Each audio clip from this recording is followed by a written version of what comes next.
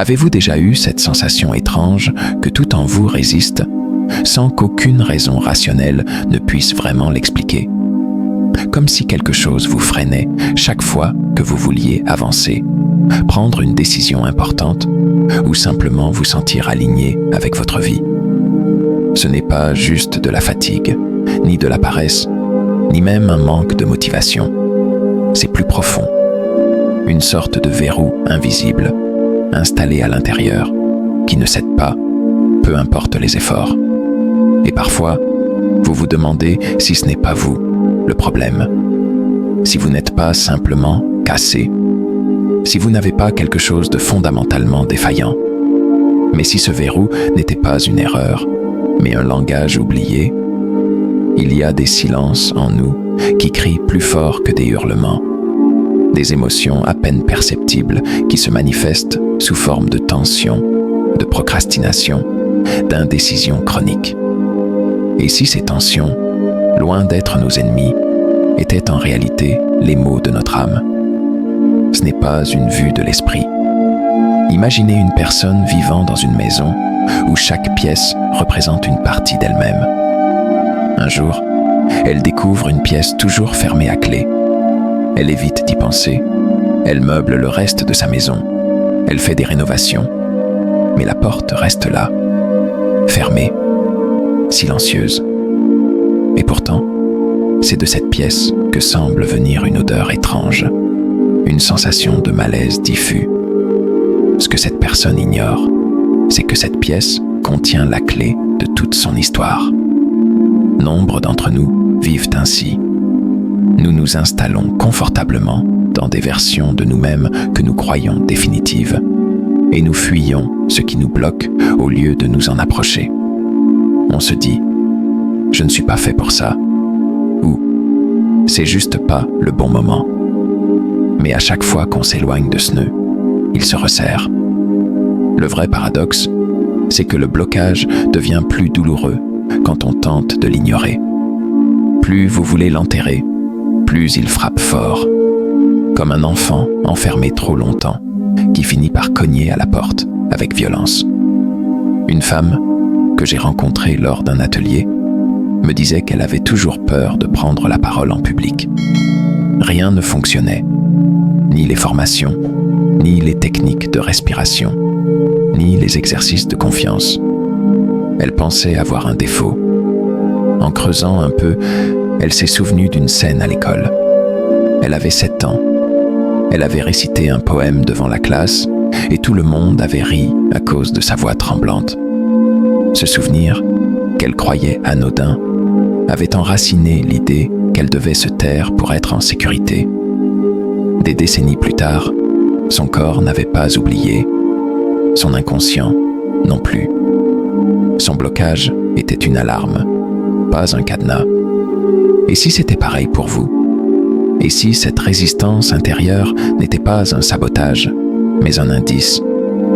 Une boussole qui, au lieu de pointer vers l'extérieur, vous tourne vers ce que vous n'avez pas encore regardé. Peut-être que ce que vous appelez blocage est le début d'un langage sacré. Encore faut-il l'apprendre. Il y a quelque chose de déroutant dans le fait de se sentir bloqué, alors qu'on fait tout ce qu'il faut. Vous vous levez à l'heure, vous lisez, vous méditez peut-être même. Vous êtes, sur le papier, quelqu'un de raisonnable, qui cherche à bien faire. Et pourtant, cette sensation revient. Une sorte de vide qui colle à vos pas. Une impression étrange que, malgré les efforts, vous ne touchez pas votre propre vie. Comme si vous la regardiez à travers une vitre. Vous vous demandez si vous êtes à votre place. Vous vous demandez s'il y a une place, tout court. Ce malaise-là ne vient pas de ce que vous faites. Il vient de ce que vous fuyez sans le savoir. Il est rare qu'on nous apprenne à écouter notre résistance intérieure. Dès l'enfance, on nous pousse à contourner ce qui nous gêne, à prendre des raccourcis, à ignorer nos doutes en les appelant faiblesse. Résultat, on grandit en interprétant chaque arrêt, chaque hésitation comme un défaut. Mais si ces moments d'arrêt étaient, au fond, des pauses sacrées que notre âme réclame, Un homme que j'ai accompagné s'appelait Joseph. Il avait 40 ans, marié, 2 enfants, un travail stable dans la finance et un mal de dos récurrent qui lui avait tout fait essayer, de l'ostéopathe au yoga. Rien ne marchait, jusqu'au jour où, dans un exercice d'introspection, il a laissé venir une image. Il se voyait enfant, courant pieds nus dans les collines de la campagne où il avait grandi. Il riait, il criait, il vivait, et il s'est mis à pleurer sans comprendre pourquoi. Il a ensuite raconté qu'il avait toujours voulu être paysagiste, mais qu'il avait choisi un vrai métier, comme son père l'avait exigé. À mesure qu'il racontait, il touchait du doigt un blocage vieux de 25 ans, l'abandon de son désir profond. Le mal de dos n'avait jamais été un hasard. Son corps se souvenait de ce renoncement. Son inconscient criait à travers lui. Il faut parfois traverser un épais brouillard intérieur pour comprendre que ce qui nous freine est une forme d'intelligence. Une mémoire qui se manifeste sans passer par la parole. Elle passe par les sensations, les douleurs, les confusions. Le plus grand piège est de croire que ces signaux sont des fautes personnelles. Ce ne sont pas des fautes, ce sont des empreintes, et elles vous mènent quelque part. Le piège est aussi culturel. On vit dans une époque où l'efficacité est sacrée. Si vous ne produisez pas, vous valez moins. Si vous doutez, vous êtes instable. Si vous ralentissez, vous êtes dépassé. On appelle cela progrès. Mais à force de courir sans regarder d'où viennent nos jambes, on se déchire. Et au moment où le blocage arrive, on ne comprend pas. On accuse la fatigue, la malchance, les autres.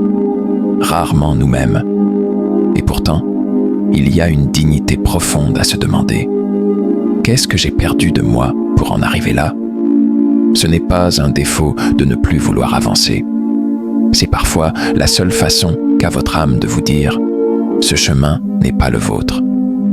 Il y a des jours où même respirer semble demander un effort. Pas parce que l'air manque, mais parce que l'espace intérieur s'est refermé.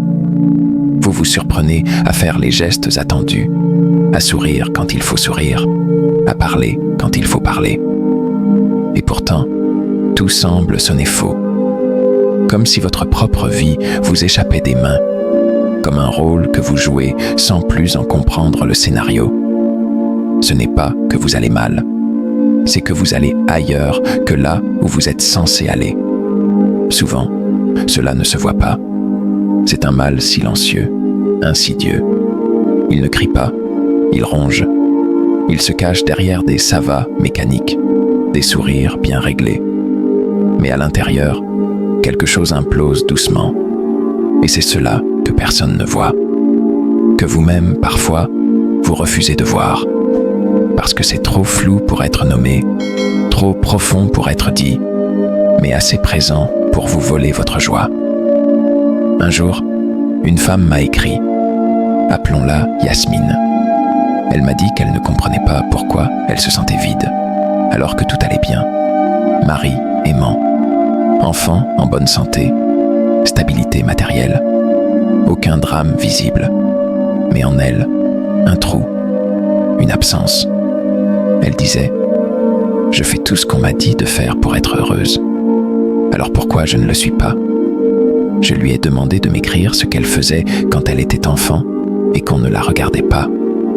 Elle m'a parlé d'un cahier qu'elle tenait, où elle écrivait des histoires, des poèmes.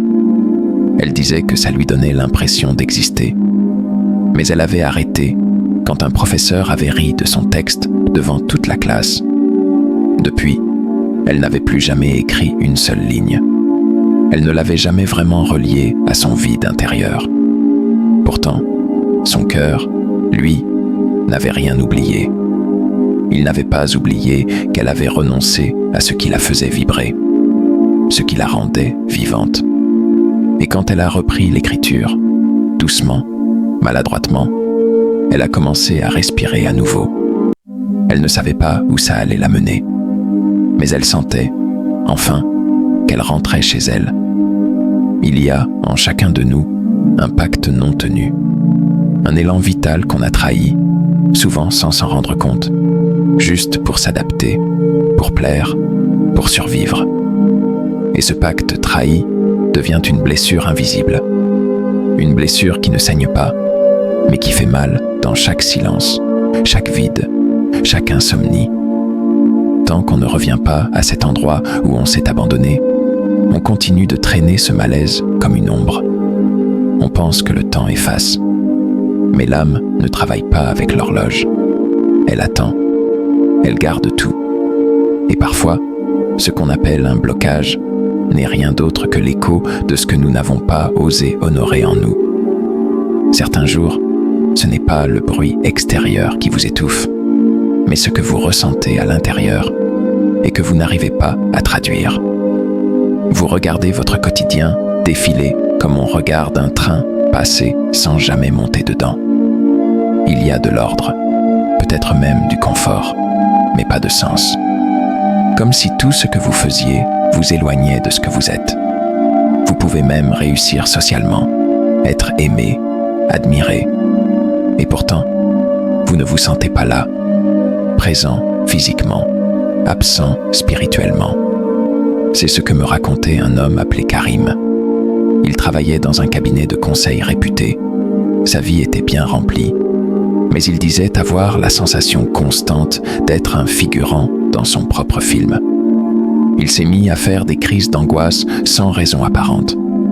Des sueurs froides en pleine réunion, des pertes de sommeil. Les médecins lui ont parlé de stress, de charge mentale, lui ont prescrit des médicaments. Mais au fond, il savait. Il savait que son corps hurlait ce que sa bouche n'osait pas dire. Il avait trahi ses vérités. Et ce mensonge silencieux, ce décalage intérieur, devenait trop lourd à porter. Quand on commence à sentir ces fractures invisibles, il est naturel de chercher une issue rapide. On change de ville, on change de partenaire, on part en voyage, on s'inscrit à une formation. Mais à chaque retour, la même chose nous attend, nous-mêmes. Parce qu'aucun paysage extérieur ne peut réparer ce qui a été renié à l'intérieur. Et c'est là que beaucoup se perdent. Ils pensent qu'il faut se forcer à guérir, à aller mieux, à vibrer plus haut, comme si l'inconfort était un péché à expulser. Mais parfois, ce mal-être est sacré. Il est la preuve que vous sentez encore, que vous n'êtes pas totalement anesthésié. Le plus déroutant, c'est que souvent, ceux qui paraissent les plus calmes, les plus stables, sont ceux qui portent les tempêtes les plus anciennes. On les félicite pour leur force, leur résilience, leur calme olympien. Mais on ne voit pas que cette force est parfois une cage, une prison décorée de bonne volonté et de sourires impeccables. C'est cette force-là qui empêche de s'effondrer, alors que parfois, s'effondrer serait la seule chose honnête à faire. Pas pour dramatiser, mais pour pouvoir, enfin, reconstruire à partir de la vérité. Avez-vous déjà ressenti ce moment étrange où vous n'avez plus la force de continuer à faire semblant? Ce n'est pas une faiblesse. C'est peut-être même votre premier acte de courage véritable. Car il n'y a rien de plus audacieux que de cesser d'interpréter un rôle pour redevenir humain. Et ce retour-là ne passe jamais par des raccourcis. Il passe par une confrontation, une descente, une honnêteté brute. Le genre qui brûle un peu, mais qui éclaire aussi. Parfois, ce n'est pas ce qui vous manque qui vous fait le plus souffrir, mais ce que vous vous empêchez d'être. Il y a des rêves que vous avez enterrés vivants, des élans que vous avez camouflés sous des couches de responsabilité, de prudence, de raison.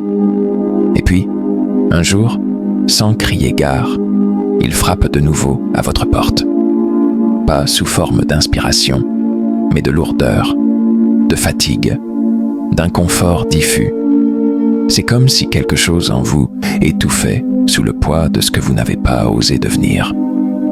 Je me souviens de Lina, une ancienne infirmière de 36 ans. qui disait qu'elle se sentait de plus en plus éteinte. Elle aimait aider, elle aimait les patients, mais elle avait l'impression de se vider chaque jour un peu plus. Au fond, elle n'avait jamais voulu être infirmière. C'était le rêve de sa mère, pas le sien. Ce qu'elle voulait, elle, c'était peindre. Depuis l'enfance, elle peignait en cachette, puis elle avait arrêté. Par respect, par peur, par devoir. 20 ans plus tard, son âme n'avait pas oublié. Et sa tristesse n'était rien d'autre que la facture de cette trahison silencieuse. On croit souvent que le passé est derrière nous. Mais le passé mal digéré devient un présent figé. Il se manifeste à travers nos relations tièdes, nos réveils sans élan, notre façon de faire les choses sans y être vraiment. Il se loge dans notre langage aussi. On dit « je dois » plus souvent que « je veux ». C'est comme ça, plus souvent que c'est ce que je choisis. Et ce glissement sémantique marque un abandon intérieur. On ne vit plus, on exécute. On ne ressent plus, on s'adapte. Le plus cruel, c'est que le monde vous applaudit pendant que vous vous perdez.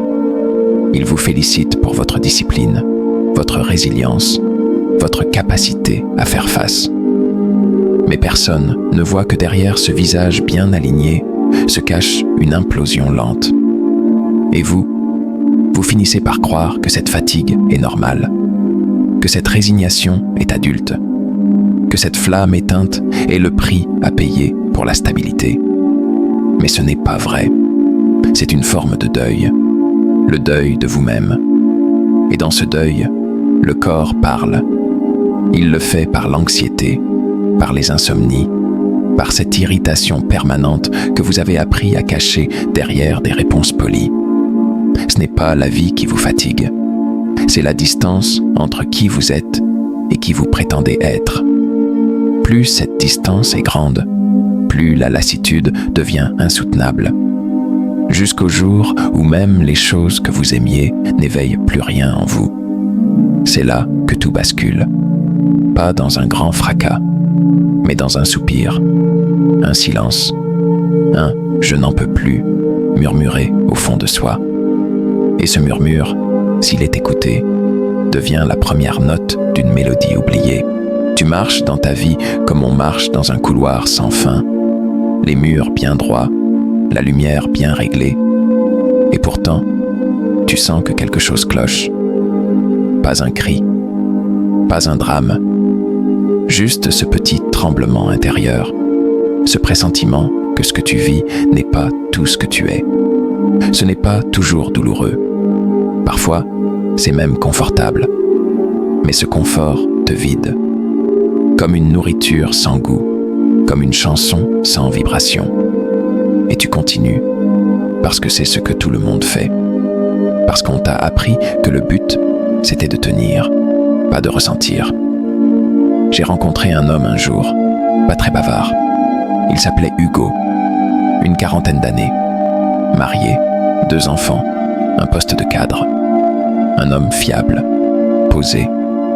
Il avait cette manière de parler où chaque mot semble choisi pour ne déranger personne. Et pourtant, dans ces silences, il y avait du vacarme. Il est venu me voir en disant simplement « Je ne sais plus ce que je fais là. » Ni plainte, ni larmes. Juste cette lassitude qui n'a même plus la force de se déguiser. On a parlé longtemps. Et peu à peu, il s'est souvenu qu'il avait voulu être photographe. Que son regard, enfant, s'arrêtait sur des détails que personne ne remarquait. Qu'il collectionnait les instants. Et qu'un jour, on lui avait dit « Ce n'est pas un vrai métier ». Il avait rangé son appareil photo. Et il n'avait plus jamais regardé le monde avec ses yeux à lui. Il m'a dit cette phrase que je n'oublierai jamais. Je crois que je me suis abandonné en douce, sans même le remarquer. Et c'est exactement ce que tant d'entre nous faisons. On ne renonce pas d'un coup. On s'abandonne par petites touches, par concession, par silence, jusqu'à ce qu'on ne sache plus exactement où l'on s'est perdu. On continue à fonctionner, mais on ne rayonne plus. On devient l'ombre polie d'un feu qu'on a éteint soi-même. Ce que beaucoup appellent un blocage n'est parfois qu'un refus d'avancer vers une direction qui n'est pas la nôtre. Ce n'est pas de la peur, c'est un instinct, un refus sacré de s'éloigner davantage de l'essence. Mais comme on ne nous a jamais appris à écouter ce refus, on le combat, on le juge, on le couvre de discipline, de volonté, de productivité, et il revient, encore et encore. Pas pour vous punir, mais pour vous rappeler. Le malaise n'est pas un accident, il est un messager. Il ne vient pas pour détruire, il vient pour alerter. Et si tu le fais taire, il hurle. Pas avec des mots, avec des mots. Avec ce sentiment que ta vie, aussi bien remplie soit-elle, ne vibre plus au rythme de ton cœur. Tu t'es peut-être déjà demandé pourquoi certains souvenirs t'accompagnent avec une telle intensité, alors que tu croyais les avoir oubliés. Ce ne sont pas les événements eux-mêmes qui s'accrochent, mais ce qu'ils ont verrouillé en toi. Un geste, un mot, une scène parfois banale, mais qui s'est imprimée comme une brûlure silencieuse. Et à partir de ce moment-là, quelque chose en toi s'est mis à fonctionner sur une fréquence différente, plus prudente, moins vivante. Ce n'est pas visible au premier regard, mais c'est là, dans la manière dont tu te retiens sans même t'en rendre compte. Imagine un enfant qui, en voulant simplement s'exprimer, se fait rabrouer sèchement. Il ne crie plus, non pas parce qu'il ne veut pas, mais parce qu'il a compris que sa voix dérange. Il grandit avec cette idée que sa vérité est un poids pour les autres. Et cette croyance devient un réflexe. Chaque fois qu'il sent une émotion monter, il la retient. Il sourit quand il voudrait pleurer. Il dit oui quand tout en lui hurle non. Ce n'est pas qu'il est faible, c'est qu'il a été programmé pour survivre au lieu de s'exprimer. J'ai rencontré Émile, un professeur de lettres, cultivé, drôle, passionné, mais incapable de poser des limites. Il disait oui à tout. Les élèves, les collègues, les amis, sa famille. Il se pliait sans fin jusqu'à en perdre sommeil. Quand je lui ai demandé s'il avait toujours été comme ça, il a ri doucement et m'a parlé de son grand-père. Un homme autoritaire, exigeant, qui disait que les sentiments, c'est pour les faibles. Émile avait appris très tôt que pour être aimé, il fallait être utile, disponible, impeccable. Son blocage à dire non n'était pas une incapacité. C'était une loyauté inconsciente. Une loyauté envers ce modèle qui lui avait appris, sans le vouloir, à s'effacer. Ce genre de loyauté est fréquent. On ne réalise pas qu'on agit encore en fonction d'un schéma ancien, parce qu'il ne nous appartient pas consciemment. Mais il est là. Il filtre nos choix. Il déforme notre perception. Il devient une sorte de pilote automatique émotionnel. Et c'est cela que Jung appelait le pouvoir de l'inconscient. Tant que tu ne rends pas ces mécanismes visibles, ils te dirigent comme s'ils étaient toi, mais tu n'es pas ce réflexe. Tu n'es pas cette peur. Tu n'es pas cette loyauté qui t'empêche d'exister pleinement. Le problème, c'est que ces anciens pactes sont confortables. Ils t'offrent une sécurité intérieure, même si elle est toxique. Tu préfères souvent rester dans une douleur familière que risquer une liberté inconnue. Et c'est là que le travail commence. Désobéir à ces vieux contrats. Non pas pour rejeter ton passé, mais pour t'en libérer. Car en dessous de chaque blocage, il y a un serment que tu as fait sans le savoir. Et ce serment, il est peut-être temps de le briser. Tu pourrais passer des années à courir après le développement personnel, à lire des livres, suivre des formations, méditer à l'aube, répéter des affirmations positives. Et malgré tout, sentir qu'un poids reste accroché à ton âme. Tu fais tout bien, tu appliques les règles, tu coches les cases. Et pourtant, quelque chose résiste. Comme si, plus tu essayais de t'élever, plus une partie de toi tirait dans l'autre sens. Ce n'est pas de la paresse. Ce n'est pas de l'auto-sabotage. C'est un conflit interne plus ancien, enraciné dans des endroits que la pensée rationnelle ne peut pas atteindre. Ce n'est pas ton mental qui bloque ton avancée. C'est ton inconscient qui n'a pas encore été entendu. Et tant que tu continueras à vouloir aller mieux sans écouter ce que ton mal cherche à dire, tu t'épuiras. L'ombre ne disparaît pas parce qu'on l'ignore. Elle s'intensifie. Et plus tu fuis ce qui en toi a été abandonné, plus ton corps et ton esprit vont créer des stratégies de défense. Ce sont ces stratégies qui te freinent. Pas parce qu'elles sont mauvaises, mais parce qu'elles ont été conçues pour un toi plus jeune, plus fragile, plus blessé. Un homme, Laurent, 51 ans, entrepreneur, père, très tourné vers la réussite. Il m'a raconté comment, à chaque fois qu'il atteignait un palier important dans son travail, il devenait nerveux, irritable, perdait pied. Il disait qu'il avait peur de gâcher tout ça, qu'il ne se sentait pas prêt, malgré l'évidence de ses compétences. Quand on est allé fouiller dans son histoire, il s'est souvenu d'un moment brutal.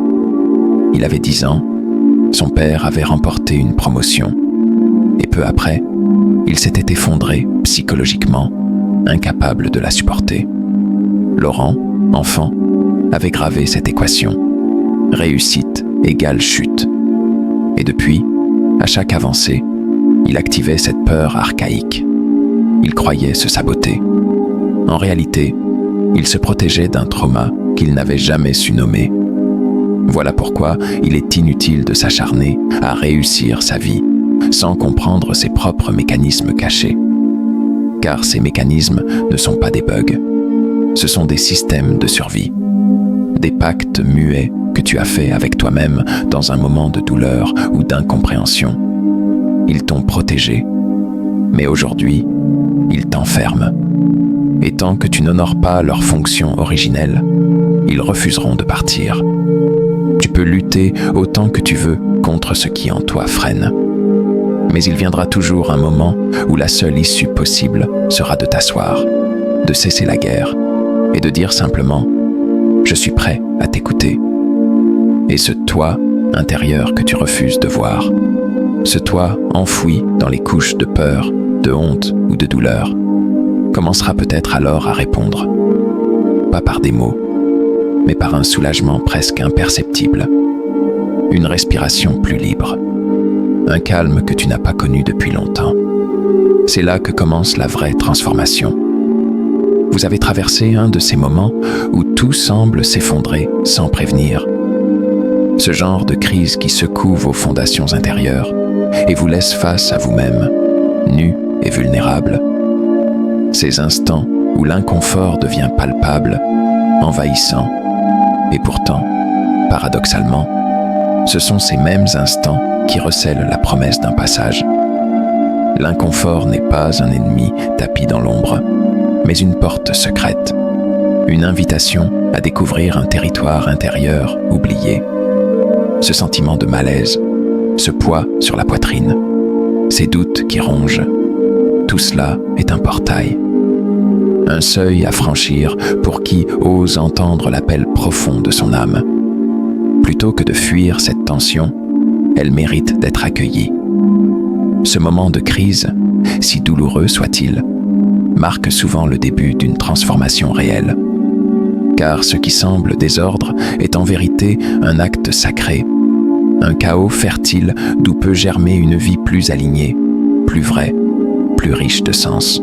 Personne ne s'illumine en imaginant des figures de lumière, mais en rendant l'ombre consciente. Cette phrase de Jung résonne comme une clé qui ouvre les portes de l'être. Elle nous rappelle que la lumière intérieure ne surgit pas d'un idéal fantasmé ou d'une perfection inatteignable, mais d'un regard sincère et courageux sur ce que nous rejetons, ce que nous taisons. L'ombre n'est pas notre ennemi, mais notre enseignante. En faisant face à nos parts cachées, nos peurs, nos blessures, nous découvrons la richesse qui s'y cache. C'est dans cette rencontre intime avec soi-même, dans cet acte d'honnêteté radicale, que la véritable transformation prend racine. Refuser cette part d'ombre, c'est rester prisonnier d'un éclat superficiel, d'une lumière factice.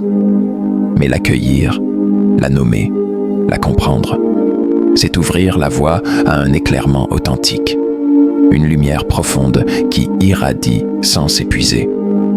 Jung nous invite à ce voyage intérieur, où la conscience s'élargit, non pas en fuyant l'obscurité, mais en l'intégrant.